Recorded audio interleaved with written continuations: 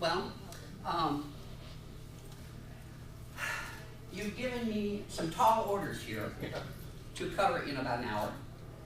A lot of times when I do an introduction to policy governance, I do a whole day because it takes a while to unpack all the different elements. So I'm going to have to do some fast skating and hopefully not on thin ice to be able to communicate with you a little bit about what policy governance is and how it can best be utilized within a Unitarian Universalist context. Some background. Over 10 years ago, I and the then president of the Priestley District Board went to Atlanta for a 3-day seminar with John Carver on policy governance. A few years later, I went back for a week-long intensive with John and Marion Carver to be a consultant in policy governance. And so as it stands right now, I'm one of the few handful of UUs who've been through the full exposure to the model in its purest form. And my board, the Joseph Priestley District Board, has been using policy governance for 10 years, and I've been functioning as the executive in that 10 years. So I've got practical experience as well as theoretical knowledge from both the executive and the board level. So we'll be talking about all these different variations because Unitarian Universalists don't like to take pure gospel. They like to refine and, find their own nuances, which makes it sometimes a little difficult to know, is this a congregation actually doing policy governance, or is it something that is like policy governance but is not policy governance? So it is a model that many of our congregations are looking at. Now, when I talk about policy governance, if you've been reading Dan Hotchkiss, I call him policy governance lite. He says that he has borrowed heavily from John Carver. He has adapted gleefully. But there are some things in Dan, and Dan and I have had this conversation, so I'm not saying anything out of school. Dan does not like to say that his is a variation of policy governance because he's trying to sell his model, not John Carver's model. So I will refer to it as policy governance lite because it doesn't address what I believe policy governance does in its purest form.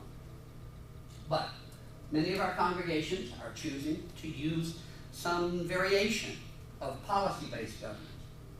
When it is used correctly, it makes it very easy for the board to know what it is that they are delegating to somebody in the system. I use the term executive function because, again, Unitarian Universalists have a variety of ways that they delegate the executive responsibility within their system. And we'll talk about those variations a little bit later in this program. And then when it's not used well, people get a bad taste in their mouth for policy governance. And they ascribe things about policy governance that's not in the model. And so just be aware of that. Now, I wasn't planning on doing a one-on-one, a 101 policy governance model, but I am going to kind of talk about the aspects within the model that I think are important.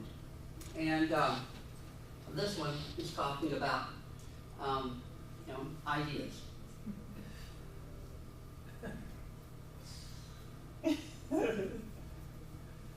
Yeah.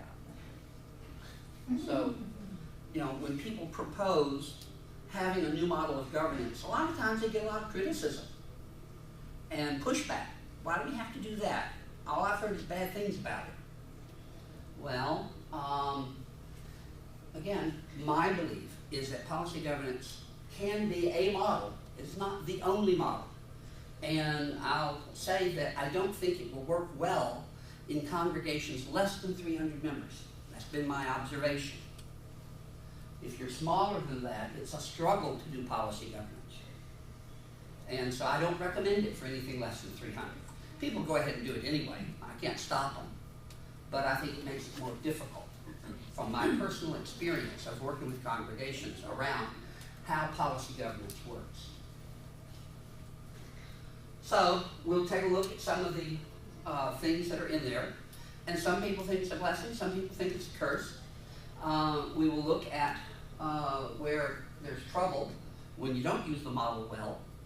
And we'll look at the implementation, the linkage, and the monitoring are the critical parts.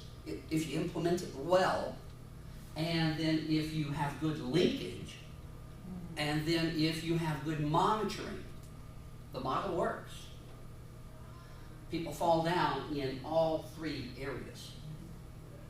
And by linkage, I mean the board linking to the moral ownership. And the moral ownership usually is the members of the congregation. Problems with some boards include a lack of direction, poor accountability, lack of respect among members, pushing personal agendas, poor communication. Can you see any of that happening in this cartoon? Here's someone saying, it's not my fault.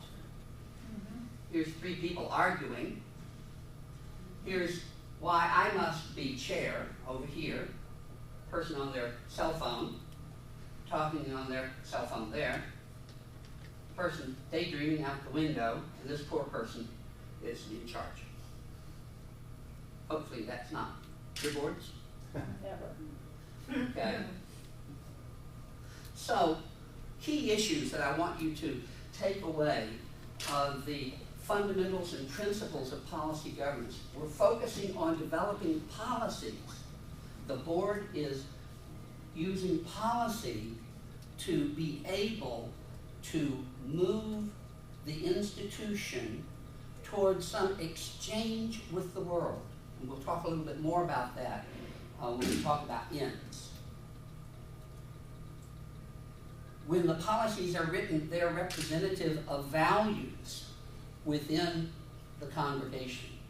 So the values are represented through the policies that are written by the board.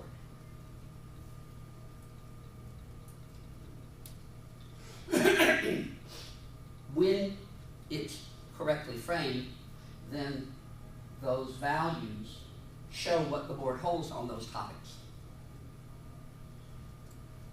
Can you flesh that out a little bit? Yeah. Okay. Especially when it's talking about where is the institution headed. The institution will represent certain values in the world. And those values get translated into the policies that the institution, through its board, through its governance structure, writes. So that if, say, the board doesn't want the facility used as a gambling den, then that means, there are some other religious institutions that have Monday night bingo. And they use that as both a fundraiser for the church as well as a social gathering. And so that congregation has said, we value gambling. So a congregation might say, we don't want gambling on our premises, so it would be represented through the policies. That would be a value. We don't think that gambling is healthy. So, is that? Yes. Okay. So the board prescribes the ends. It's looking ahead. Now the end is an exchange with the world. It is something that the institution wants to see changed in the world for some group of people at some cost or benefit to the institution. That's an end. That's the definition of an end in policy governance. So it's some change for some group of people at some cost. And so the board, through its linkage, as it is talking to the people about what are the values that we uphold as part of who we are, those get translated into language that then guides the institution toward accomplishing those ends. And so what you have are means, and the means are the things that you use to accomplish the ends. And so a mean can't be an end, and an end is, as I described it now, I'll go over that again for you, a slide or two down the road. But the board writes these in its reflection of what it has had in linkage to the congregation, of what are the values we wish to express that will help us toward our ends. Will you at some point talk more about linkage? Yep. Because that's the big Yep. missing piece in all place. Right, that's that communication, Oh. that if you don't do it well, people say, what is the board doing? Well, that's why I started showing up board meetings, because Mhm. there's no way to read the 6-month-old minutes and figure anything out. Right. Now, in the pure model, the board doesn't involve itself in the staff meetings. And the staff is the people to whom the board has delegated responsibility and authority and accountability. And it could be the minister and others. Including volunteers, right? It could be volunteers. Under the model, you do not have to have a paid executive. Yeah. Under the model, you don't have to do that. So John Carver never said you had to have a paid executive. But the board has to delegate in some fashion the executive function to get things done. Frankly, it does bother me that our doctrinal statements in church discipline are issued in a loose leaf binder. Now, policy governance is in a loose leaf binder because the board can revise and change policy as new information comes to light. So, it is a flexible document. When the board sets out to write policy, it's not, we're going to put it in concrete and post it on the wall, where it be chiseled into the stone. But it is a flexible set of policies that allows the institution to be more nimble in responding to the environment in which it finds itself. So loose leaf binder, so the board can change, revise, add, delete all the time, should it choose to do so, if it's doing it in a prudent manner. And so part of the ongoing board monitoring itself is a constant reviewing of segments of its policies to say, do these still fit our need? And if not, what should we substitute for them? Now, implementation. Several of you asked about how do we implement this thing right? You gotta have a board and an executive that want this to work. It can't be one or the other. When we were starting down the road in the Joseph Priestley District, the board kept asking me, the members there, Richard, do you want this? Do you want to be in policy governance? I said, that's not the question to ask me. The question you need to ask is, am I capable of functioning within it? And I said yes to that. But the board has got to want it. It can't be the minister saying, well, this will make my life better. You know, board, y'all go do that. When that happens, it might work for a year or two. But if you're not at it all the time, then eventually the board will be saying to themselves, why are we doing this? You know, what? This doesn't make any sense to us. And so part of it is the board and the executive have to have that conversation on the front end. Does this make sense to us? Does this help us to accomplish what we need to do to be a vital, vibrant center of liberal faith wherever we are? So that's an important question to keep asking yourself. There has to be trust. If there is not trust in the model and in each other, it won't work. Doesn't matter how successful the people are, you've got to trust that the executive is going to follow the model in some way, or at least have a conversation with the board about what we're not going to do if we're not using the full model. And so that's an important thing to have, that sense of trust that The board's not going to screw over the executive, or the executive's not going to pull something under the rug. To jump back to the first point, it seems that this woman's example of they're in search and they're thinking about going there, it seems that could be a very precarious situation if the board is still considering whether or not to move to policy governance while in search. Yep. And so the search committee has to be informed to be able to talk to candidates about, we may be going down this road. That's interesting. And so you need to be aware that while the governance is this way now, it may shift.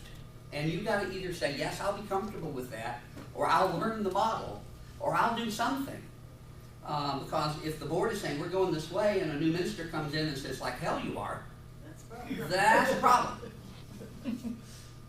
And so it's and I've seen a couple of congregations where this happened, where there was a conversation about, we think that going to policy governance is better for us, or some variation of policy-based governance. And the search committee was having that conversation with the candidates to make sure that they understood that that system may be changing either before they get there or shortly thereafter. So yeah. Healthy emotional system. This is my soapbox. That the system has to be healthy enough to take on this change from whatever the old way was to the new way. Because if the system isn't healthy, all chaos is going to break loose. And again, you know, you've got to have some key leaders who are healthy enough to say, yeah, we're going to get pushback. There's going to be people in the congregation who won't understand the model, won't take the time to learn the model, won't figure it out, and will be saying, why can't we do it the old way? And then do everything they can to undermine any movement toward that. Including, I've had one congregation where people were so resistant to it, they brought it to a vote of the congregation and turned it down. They said, board, you can't do that. Okay? Congregational polity. I would hope that if a board and a leadership team, however it's composed, do a good education on the front end, then you don't get to that point where the congregation says, halt. So, so healthy emotional system is critical. Spirit of forgiveness. You're going to make mistakes. Okay? You're going to screw up. And so if you're able to say, okay, we're human, we're flawed, we'll do what we can, and then when we make a mistake, we'll figure it out. So having that spirit of forgiveness, and then getting outside help. If there is a congregation that's nearby that's doing it well, go talk to them. If you want expert help, there are experts available, such as myself, to help guide a conversation into policy governance, if that's what you want. There are non-UUs who are out there consulting as well. There's a whole national, international Policy Governance Association, and they'll be having their international gathering at the same time we were having our General Assembly. Yeah.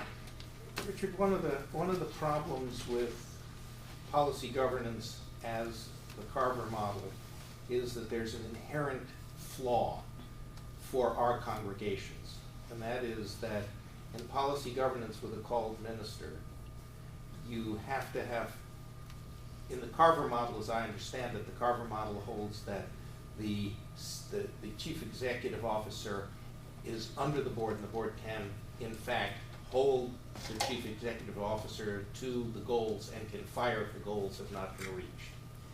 That becomes a negotiated settlement quickly in our polity. And so we really need to talk about the policy-based governance and not strict Carver policy governance, because there's an inherent flaw in that system when applied to us because of the call and because of the congregational polity. If I'm wrong, please correct me. I wouldn't call it a flaw. Okay. I would say because we have congregational polity, it provides a wrinkle on how to use policy governance effectively. Okay. Because you do have to take that into consideration, that the executive function within a congregation using policy governance, the board cannot fire the executive function if it's the minister. They can recommend the congregation fire them because of the call responsibility relationship. So it's more of a wrinkle. When John Carver wrote his model 25 years ago, he was thinking the nonprofit world, not congregations, even though he is a Unitarian Universalist. Right. Yes, he was a member of the Atlanta congregation, UUCA. You had a question? Yeah, well, I'm just thinking that I would hope that it's very rare that you get to be in a position where the solution is fire the executive. I mean, Yeah. we got more trouble than whether or not you can fire somebody. Yeah, you got trouble in River City then. So yeah, I mean that to get to that point, things have broken down pretty bad at that point. So that's why trust, that's why a spirit of forgiveness are important aspects of using this form of governance. Or any. I mean, it doesn't matter. Again, I'm not selling PG. I am saying that here are the healthy ways to use it, and then the congregations can choose what they want. So asking for outside help to come to a workshop to get the questions answered. Like I say, as much as I like Dan, he doesn't do a good job of understanding policy governance. I didn't bring the John Carver book, which is in its 3rd edition, nice big thick one, and John doesn't write that well either. I mean, he's very cut and dried. So when you're doing policy governance right, then you're writing policies in 4 quadrants. And the first one that you're going to write are the executive limitations, because you're going to say, here executive, however it is conceived, whether it's a solo senior minister, or minister and another staff person, or minister and appointed lay member, or members. However it is conceived, the board is writing policy that limits their action in ways that they don't want the executive to operate. So it is if you would, using negative language to proscribe certain avenues of work that the board says, we don't care if they are functional and that they could be done, we don't want to see it. Just like the example of gambling. So there could be a policy saying that the facilities may not be used for activities that are in opposition to the values of this congregation. The governance process is how the board itself will govern. How will it operate, including a covenant of right relationship, which every congregation should have at every level, and how it will discipline its own members should they not be fulfilling their responsibilities, and what's the ability and responsibility of the board executive, the board chair or president of the board. All those things go into governance process. And then the board CEO linkage has to do with how does the board communicate with the executive function. And John used CEO because in the nonprofit world, chief executive officer was the term. A lot of our congregations hate that term. They say, oh, we don't want the minister being a CEO. Well, that's why I talk about executive function. People can hear that without getting their hackles raised. So the executive function. And so that's how the board will communicate, how the board will monitor, how the board will know that things are being done well within the institution, because ultimately the board is still responsible. A congregation elects the board and says, board, here's all this power. We don't talk that way in congregations about power dynamics, but it's true. It's true. The board has all this power. They, in turn, because they want to use a policy-based form of governance, they're going to delegate that power to some entity called the executive function. And when they do that, they want to know how that executive function is going to carry out those responsibilities in a healthy manner. And so they put policies in place that limit the things that the executive can't do, and they tell the executive how to report on the progress that they're making toward not violating the limitations and moving toward accomplishing the ends. And as I said, the ends is some change for somebody at some cost or benefit. That's the definition of an end within policy governance. So it is an exchange with the world to say our values are here, and how are we going to then change some entity, either within our subgroup of our congregation and or someplace outside the world, outside in the world. So, but these are all representing the values I was talking about earlier. So this is a value-based model. Now, limitations. Limitations say things like, you can't steal, you can't be unethical, you can't kill, you can't maim. Although, some executives probably would like to have some of those limitations removed sometimes. But it usually will have this global statement. And when you're writing policy, you always start with the global. What's the largest policy you could write? And then you chunk it down in subsets all the way down to the point that the board is comfortable with saying executive function. Any interpretation below this point will be acceptable to us. And we'll talk a little bit more about that. That's a key component, is the executive interpretation.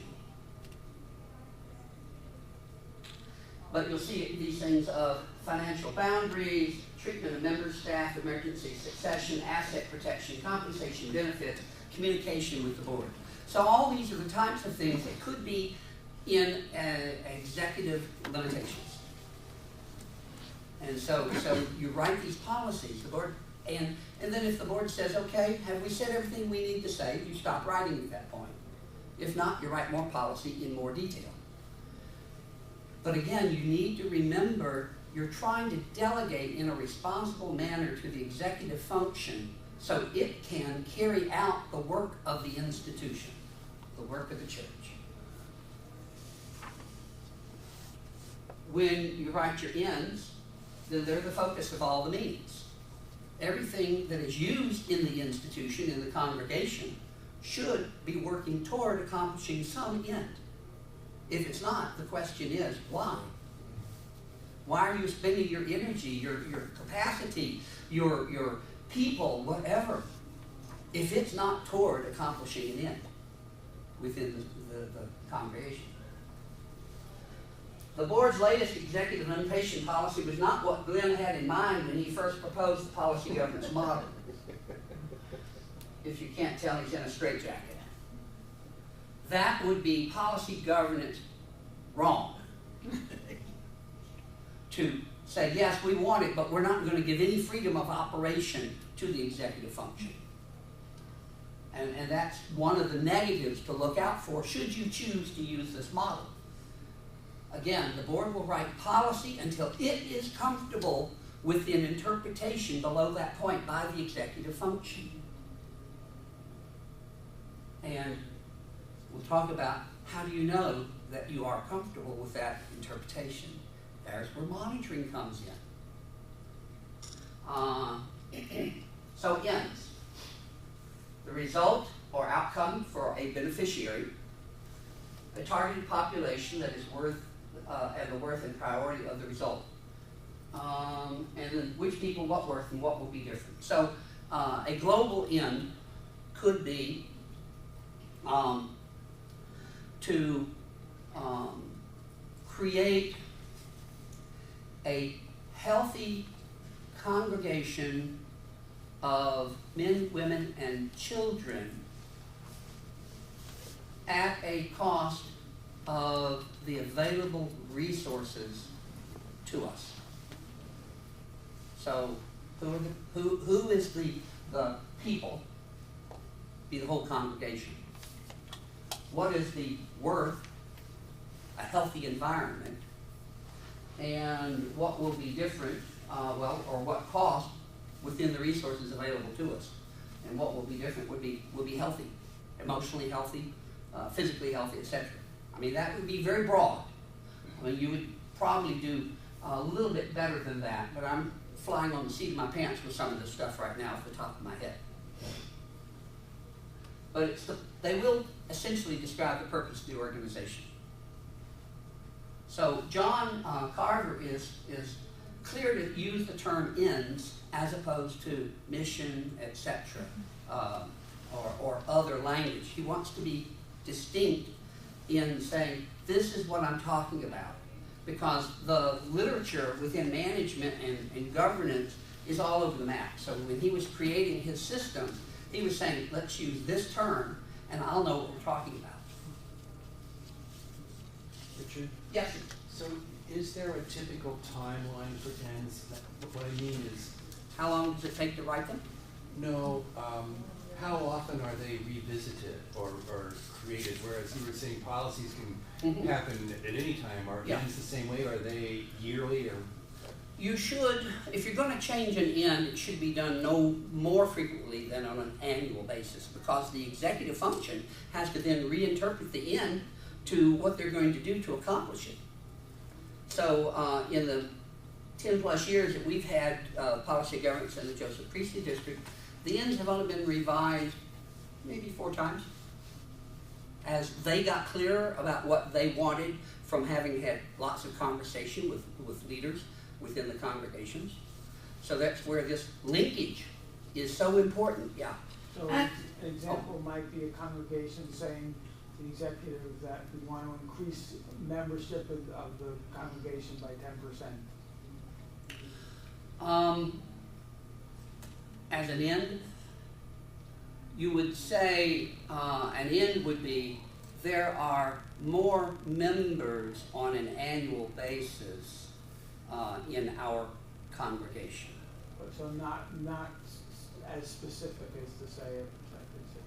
If you wanted to specify a percent, saying we our end is to have the congregation grow by 10% on an annual basis, which would be very ambitious. Most congregations are good if they can get 2%. You could leave it more global, you know, that there will be more members this next year than there are now. Then the interpretation is that there will be 2% growth, 3% growth, or something like that. And then if the executive can match that, then there's a marker for success or not success, not failure. But you know, so it could be that the interpretation is too ambitious. I just wanted to ask the question that he didn't want to answer, which is, on average, how long does it take to write the first set of ends?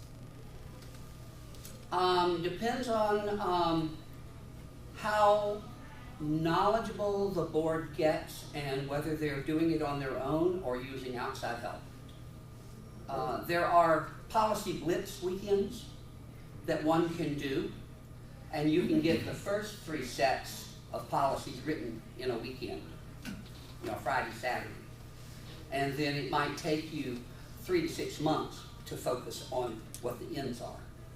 Because you don't want to just say, well, what shall we do? Let's all sit around and drink coffee and think it up.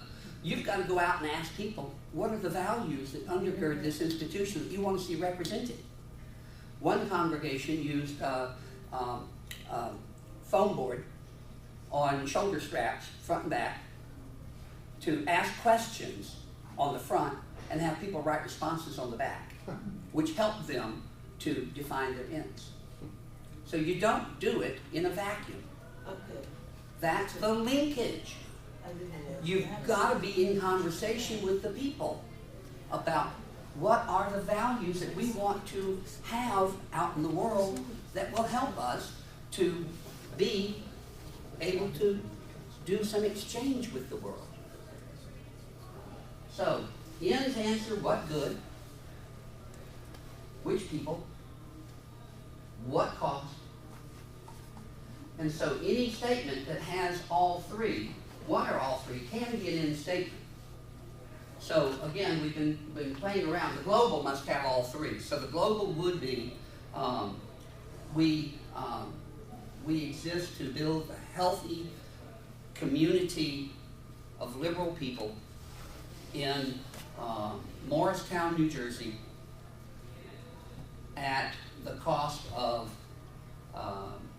whatever assets we have available to us. Instead of saying at a cost of $150,000 a person. You could. Some of the sub-ends could specify percentage that we want a vital, healthy religious education program at a cost of no more than 20% of our annual budget. And then, you know, that means that the executive function has 20% to dedicate toward religious education as they are defining it. So you see where there's a conversation that's going on between the executive and the board. That the board is gathering information from the congregation of what are the values that we want represented in the world, translating that into ends language, giving that to the executive function, who then interprets that language in more detail with markers for what success would look like moving toward those ends, and then monitors on an annual basis. That's usually, for ends, you only monitor more than likely on an annual basis because it takes time for change. The executive limitations, we'll talk about that next, can be monitored in a different way than just annually. So, it's not services, it's not programs, it's not budgets, it's not activities, because all of those are means. Means help you accomplish the ends. And so John talks about, you know, there's ends and then everything else are means. There's board means and there's executive means. And all of that gets used for accomplishing the ends. So, we were talking earlier about this issue of the executive function, CEO versus minister, because obviously, yes, congregations are unique, and the call process and our polity make it different than most nonprofits. And so that's an acknowledgement when using policy governance to say, okay, the board does not have the ability to fire the minister unless you're in a process where you have an interim. Board can fire an interim, and have. I've known a few of those. But for the most part, in the settled ministry for most congregations, that means that only the congregation has the power to unsettle the minister and dismiss. What? Frequently unsettled. Yeah, right. Yeah, as soon as I said that, I said, see, people are going to hear that one differently. So yes, so we have to accommodate that uniqueness within an understanding of policy governance. But again, it's doable because the board is only delegating executive functionality. The minister also wears the hat of preacher, pastor, pastoral care provider, teacher, public focus of the congregation, etc. Things like that. So when we're talking governance, we're only talking about one part of ministry. Now, when Dan Hotchkiss talks about governance and ministry, he uses, if you're familiar, these two humps that overlap. And he says, that's what makes his model unique. Well, not really. Policy governance is just like that. It's just that most people don't see it that way. They think of it as two separate realms. But I can tell you there's always overlap in any form of governance. And so that's why I call his policy governance light, because he's not describing anything that's not in policy governance. He's just looking at it slightly differently. Make sure 12:40, we got to go till 1 o'clock. I got 20 minutes. Let's keep moving, because I want to get back to the questions at the end. Make sure I covered everything. Issues. So, when you're delegating the executive function, the question the board has to ask is, to whom will it be delegated? So this brings in the conversation around, should there be more than one person in the executive function? Should it be a minister and another staff person? Should it be a minister and a lay person? A lot of times I see variations on teams, executive teams. The largest team I've seen is a team of 5, which I think was not functional. And the average is 2 or 3. If you don't have a sole executive in the senior minister, then it's usually the senior minister and the associate minister if there are 2 ministers. Sometimes it's the senior minister and an administrator. And occasionally it's the senior minister, associate minister, administrator, and a layperson.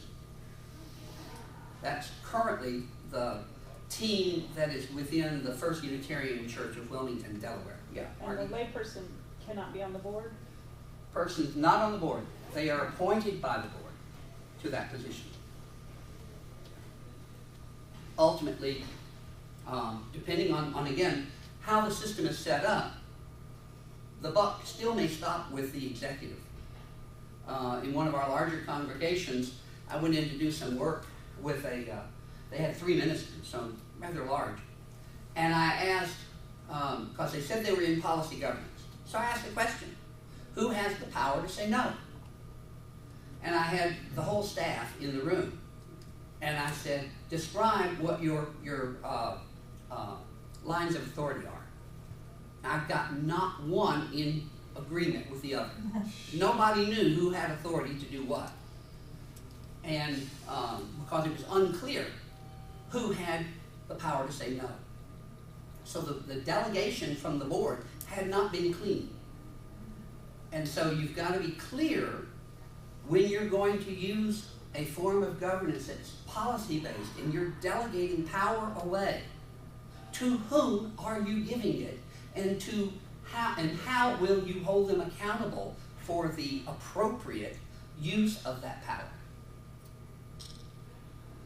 So, and then within policy governance, a question comes up, what about the Committee on Ministry? Where is it? It's a means. Therefore, it falls under the executive function, unless you have a bylaw that says you will have one and it's elected by the congregation, which is rare. But, so, are you starting to understand how these moving pieces play out in the system? So, the questions you keep asking, to whom are we delegating power? According to a new religious journal, this is how much power we actually have. And pointing to the iceberg. Yeah, right. And ministers sometimes have a lot more power than is obvious above the waterline.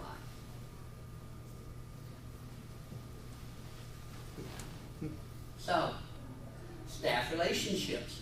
Again, in some of our congregations, the minister doesn't supervise all the staff. If you're going to go into policy governance, to whom are the staff reporting? Well, it doesn't make sense for them to report to the board, because if the board is trying to delegate authority and responsibility and accountability into the system, then people need to understand who do I report to? Again, policy governance, you can have complexity in policy governance. I don't think that's healthy. But if you can say, okay, board delegates to X. X could be 1, 2, 3, 4 people. Now, are they held jointly accountable? Are they held accountable for subsets of the responsibilities? Being clear about that, because then if more than one person is held responsible and accountable and something goes south, are you going to fire the whole group? Start over? So clarification, you're saying in the executive group, Mm-hmm. If the there's more board than one person, delegates to the executive certain, the power to operate the system. goes to the executive. Yep. And within that group, they decide who reports to who? Or the board also delegates those reporting? That's the conversation that needs to be had. If the board is saying, we are delegating the responsibility and accountability and authority to the group, y'all choose how you want to divide it up and tell us so that we'll know how to monitor effectively.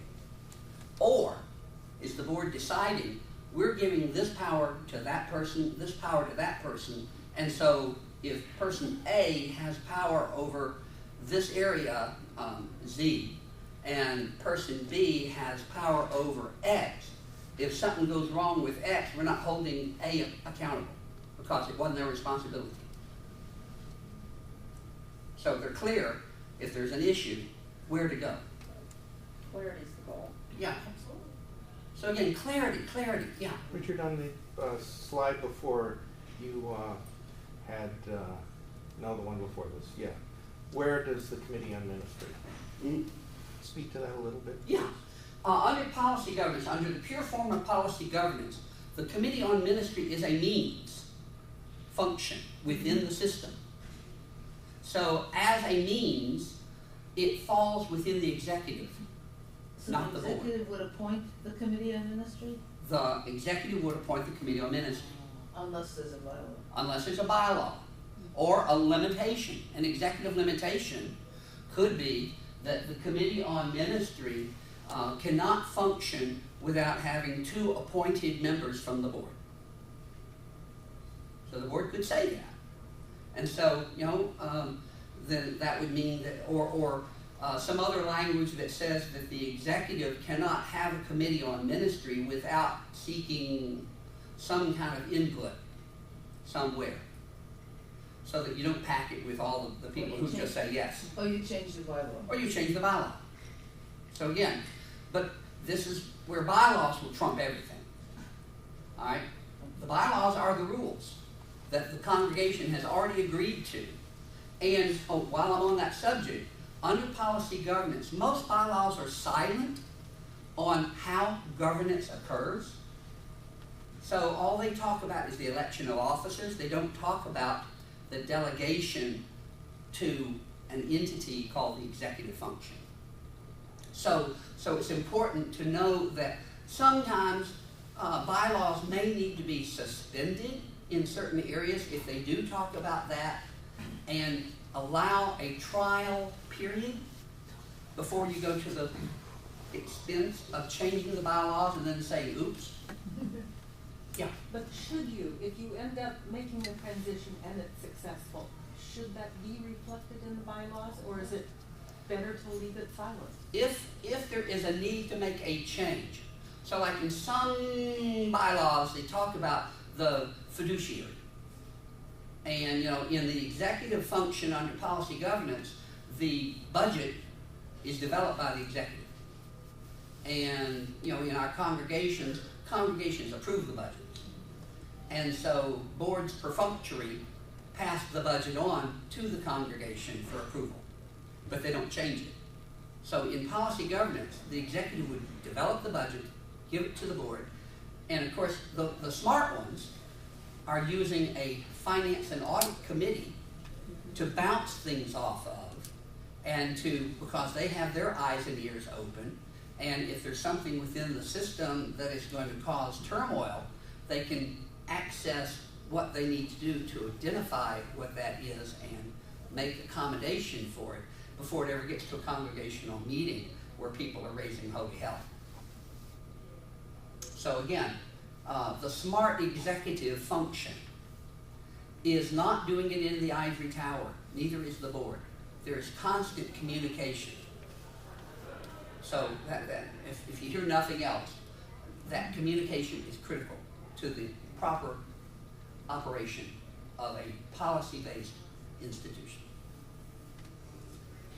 Did that answer the question about the committee on ministry? Yes.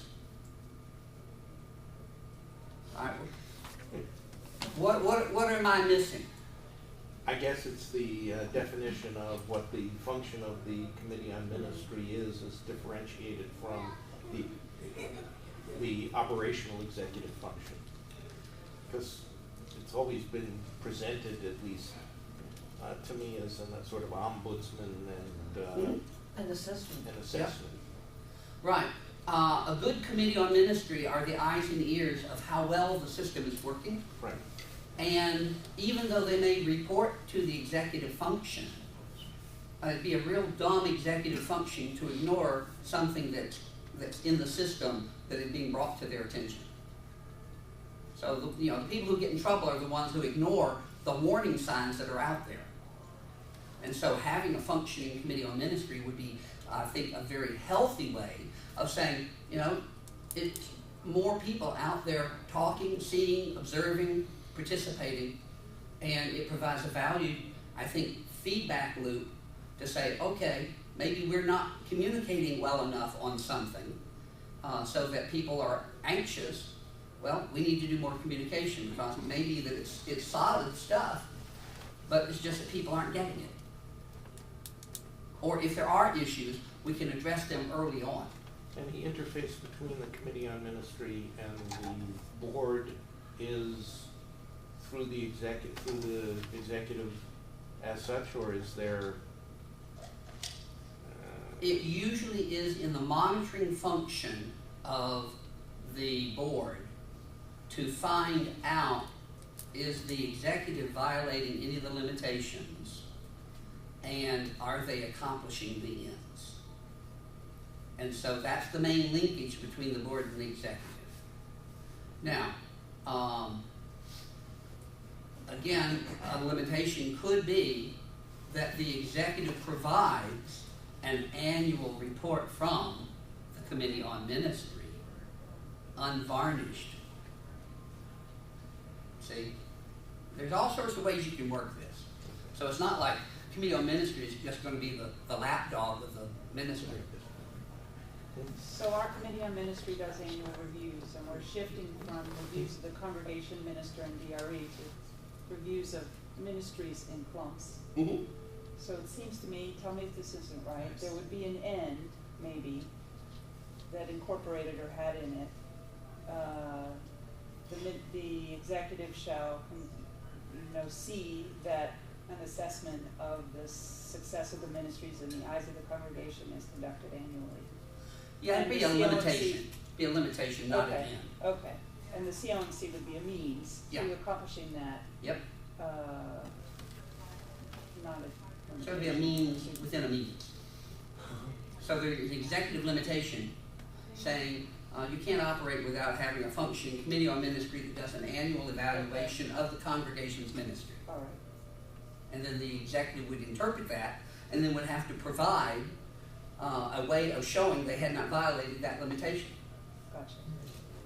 Yeah. Actually, I have a question about the wording of limitations. Yep. Because instead of saying that you shall do an annual survey, Thou you shalt say not. thou shalt not fail to do an annual survey. Why is that different? Why is the double negative there?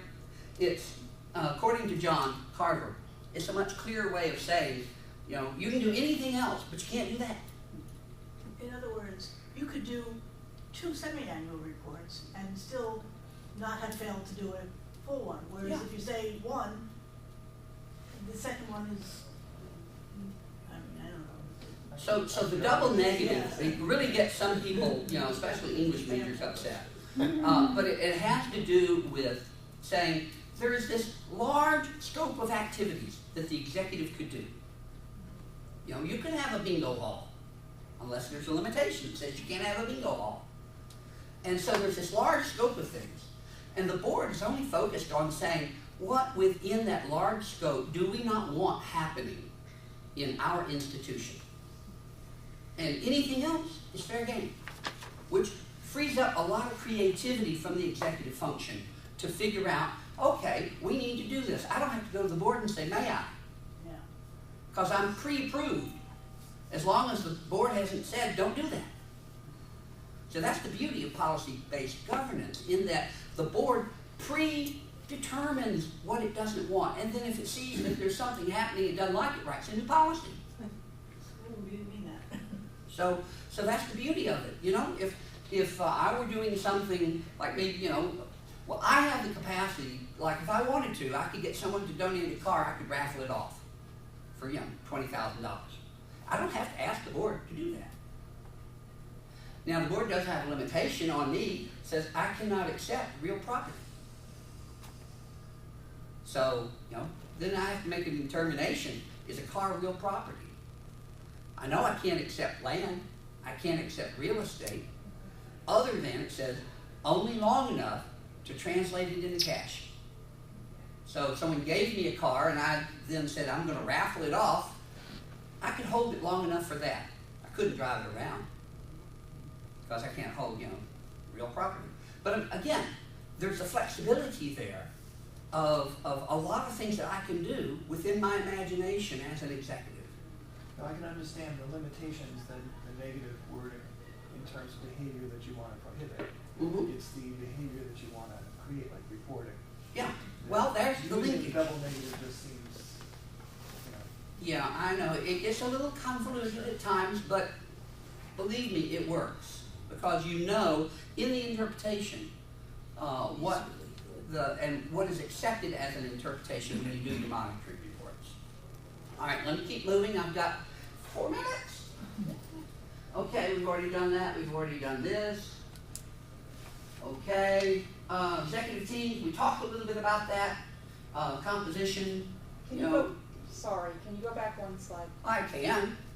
How will the board stay out of my committee? What does an organizational chart look like? Could you just click, I don't know. Board delegates to executive function. Everything else is underneath that. Okay. I mean, the board has to determine to who is that executive function composed of. And then from there, they can branch any way they want.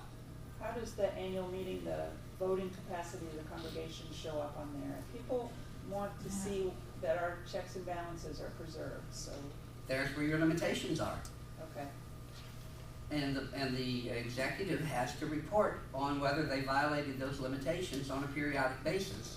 And one limitation would be what the whole congregation has to vote on in order for it to happen, that kind of thing? No, not necessarily. That would be a board determination of what they're going to bring to the congregation for vote. And that will be determined somewhat by the bylaws. Who oversees the board? I'm sorry? Who oversees the board? The congregation. How? Well, the board has to figure that out. The board has to figure that out. Something's backwards there, Well, with all due respect. if the board It's in the bylaws. is not, yeah, the It's in bylaws, bylaws. the bylaws are clear about who is on the board and what responsibilities they have. And how if they the get elected. congregation then doesn't follow its own bylaws, shame on them. They need to hold the board accountable for what they have given the board to be able to do. So where would there be an issue with the board running rampant over the bylaws? What, I'm thinking of my particular, where we hear from the board at the annual meetings, Yeah. the 6-month-old meeting minutes, Yeah? the president's letter in the newsletter, Uh-huh. and that's about bloody it. Yeah. And that's not enough. Yeah? And if And- this doesn't make it better, then. No, of course not. Yeah. So the board has to, in their own policy, say, here's how we will govern. And if they are not governing effectively, enough people can bring pressure on the board. Your bylaws may be silent, but most of them have a way to remove a board. But we'll just replace it with another board who's going to do the same damn thing. Maybe, I maybe. mean, I would say a congregational conversation about what do we feel is effective communication. I forgot, we did admittedly have started having monthly conversations, which have varying degrees of validity or. Well, the board has to learn how to communicate effectively. So, you keep encouraging them, saying, look, 6 months of old minutes won't do. Can you at least take the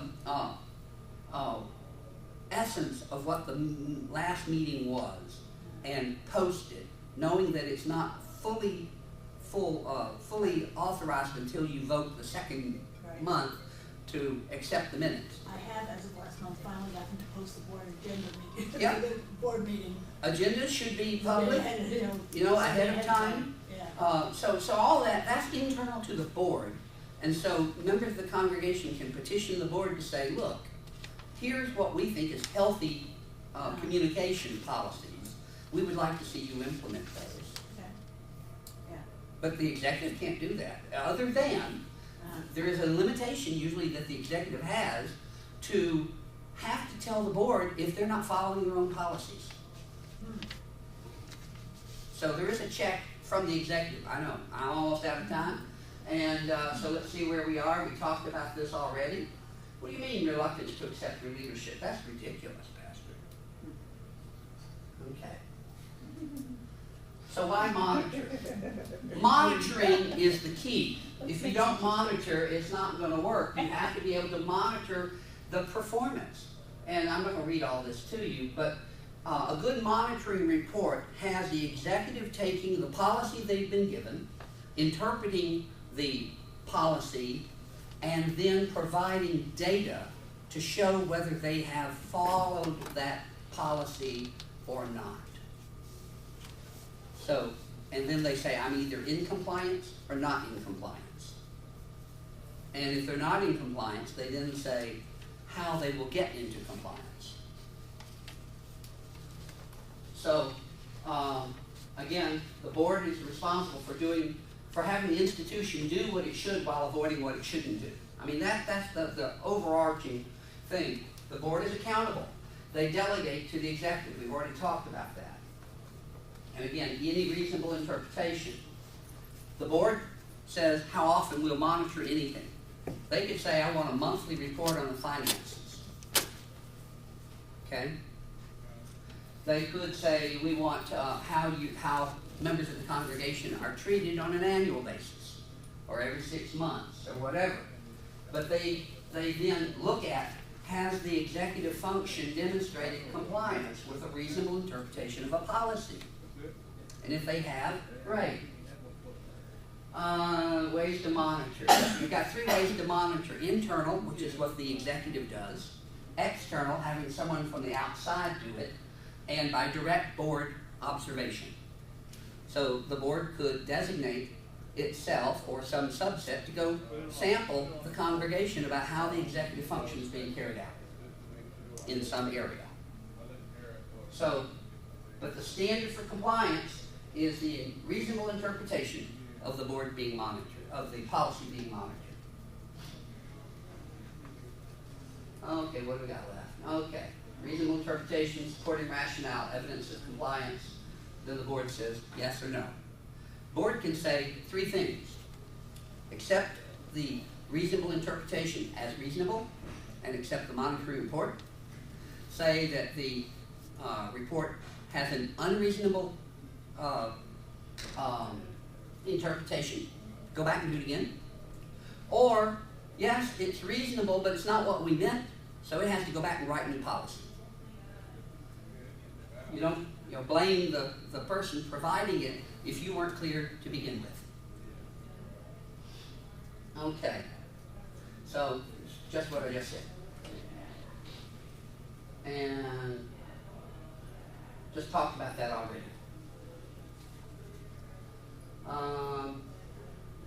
Again, talk about that. Nice picture. It's a perpetual monitoring process. I'll have something similar to give you. So if you're out of compliance, you have to say when you'll be in compliance as the executive. And you sign it.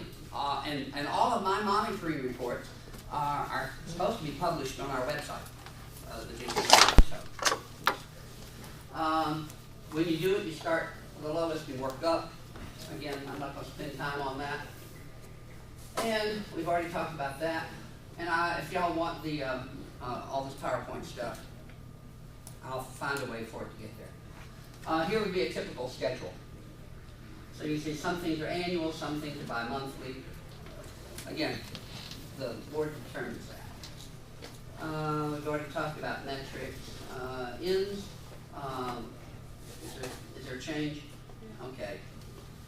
And we've already talked about that. So let's just get to the questions. See if we covered everything. All right. Implementation of policy governance, something. Right track. What does the executive team look like? We talked about that. What is different about PG as good governance? Hopefully, you understand that. What are different variations of policy governance? We talked a little bit about that. The variations on how it's implemented. A better understanding, hopefully, at the end of this you do. How does the executive team work? We talked about that. What to communicate to the congregation, everything and often. Not that you're asking them permission, but you're just keeping them informed. How to fully implement it. I think we talked a little bit about that. Practical ways to implement it in a short time. Policy blitz, and then working with a consultant. And how to use the elements of policy governance. If you look at John Carver, there are 10 elements that are within policy governance. I won't take time to go into. You could take and choose any of those to use that helps clarify board function, but just don't call it policy governance. Because if you don't use the whole model, you're just ruining it for all those who are trying to implement it and do it right. Now, up here, I have 6 handouts, and I have 4 books from Real Board Toolkit that are examples of good ways to implement policy governance through a consultant from Canada. And then, of course, you've already heard a lot about Dan Hotchkiss. And then I've got my card here if you want to contact me before August 1st. I retire as of August 1st from UUA service. After that, if you want to talk to me, rgspeck@comcast.org. And there's my cell phone, which is on my card. So, we're out of time. Thank you.